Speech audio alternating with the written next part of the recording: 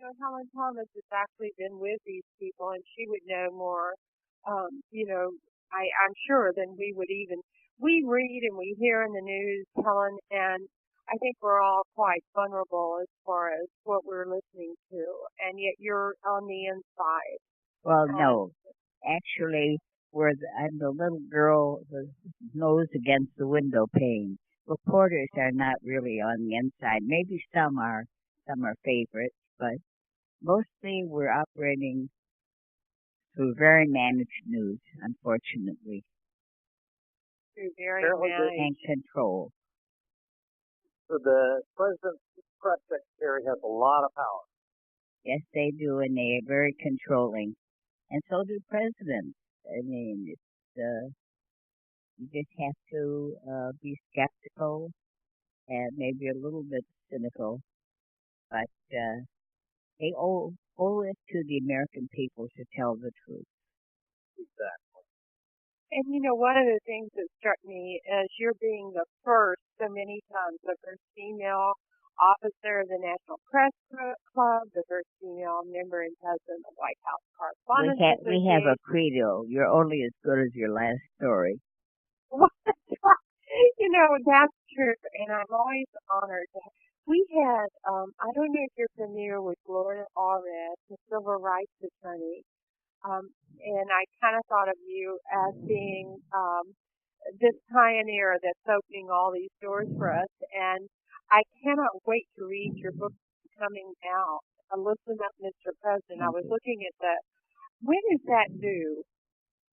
Well, for one thing, you give me too much credit because there were so many women ahead of us. And the suffragettes who got us the vote, women to vote in 1920. I mean, they opened the doors. So many women have.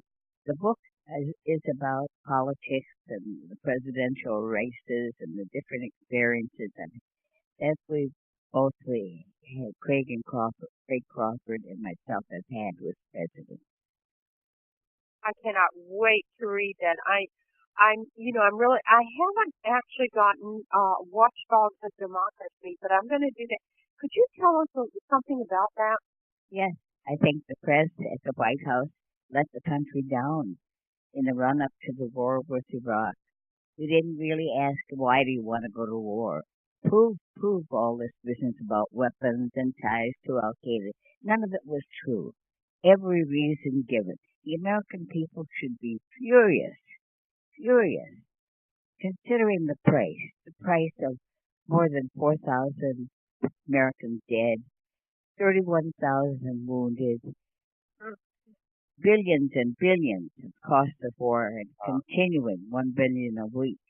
No, I mean, it's awful that we actually tolerated this 6.5-year war. Goes on and on. I think that the press let the country down. They should have asked more questions. They should have nailed President Bush on reason. To this day, he has not explained why we went to war. Do you feel he will? You killed how many people to depose one dictator? Yeah. Who was our friend for a long time? Absolutely. As they all have been. That's the irony. Isn't it? I mean, from Chile on, it's amazing. I can't help but wonder why, if Bush will be held responsible or if he will have to answer at some point what you're talking about. We've never really had an answer. Well, I'm sure he's writing a book, and I'm sure he'll tell it his way, but we also know that we went to war, so many are dead, and the real reason has never been told. The reason, it could be daddy, it could be oil, it could be the geopolitical area, could be Israel pushing it. Mm-hmm. I think it's daddy and oil, in my opinion. But yeah, I think that's the most popular concept, but we shouldn't have to guess.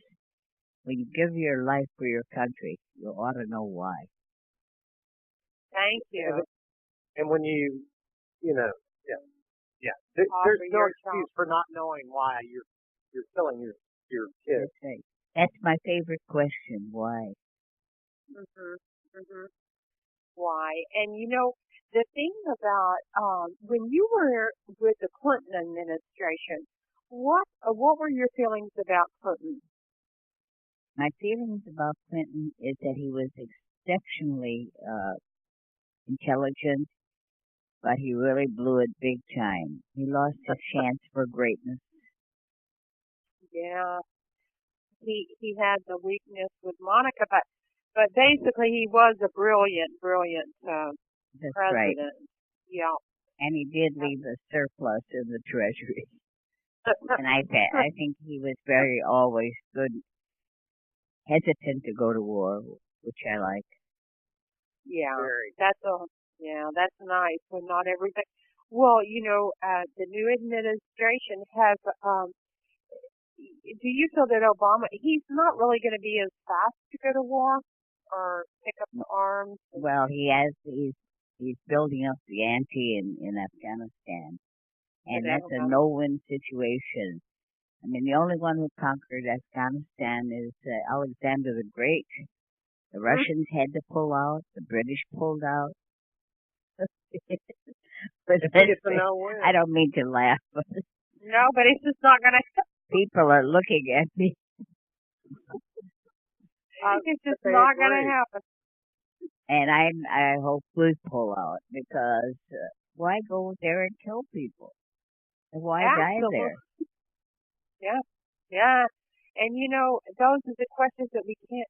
We're here and we're not going through the same things that people that are in Afghanistan and Iraq are going through. But my gosh, homes being blown up by drones. Yeah. Drones that we send there. We try to get one man, or we think he's a member of Al Qaeda. We blow up a family.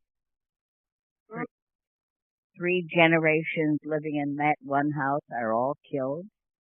Absolutely, and that's why I'm so honored to have someone like you. That there are women throughout history that have not been able to speak out for any reason, any number of reasons, I should say. And actually, the first woman to run a marathon was in the 1950s, and she had to dress up as a man. Oh. So, she actually did. And after the race, she took off her disguise, and they had to accept her because she did very well. But well, women have had to fight for their rights throughout history. Unfortunately, we are born here. We pay our taxes. We're citizens. We should have total equality, equal rights. Total. Thank you, Helen. And how would you're welcome. What would you tell the women? I probably have made 50,000 enemies, but anyway. No, you haven't. There's a lot of women listening, and I would love to. For those women out there that are a little timid, what would you say as far as like stepping out, speaking up? What is it that propels us to do that? What takes away the fear? Well, a lot of women are speaking out. And I haven't seen any Texas women who did speak out, for one thing. I think we have the courage now, and women have had all through history, but not as many. Now I think women are not as intimidated. So hail to them. That's right. Hail to them. Those are the ones that are getting us off the back of the bus and saying, speak out, speak up. Absolutely. And that's why I thought, oh my gosh, I looked at all the first things that you were in as a woman, and I thought your mother and father must have just told you as a little girl, you can do anything, Helen. There's nothing you can't do. It doesn't matter if you're a woman. My parents were wonderful. They couldn't read or write English, but they knew what this country was all about. They knew the greatness and the opportunities. They never told us that we had to get married or anything. But they said, you can do it your own way, and we got our great ethics, I believe, our ethics anyway, from them.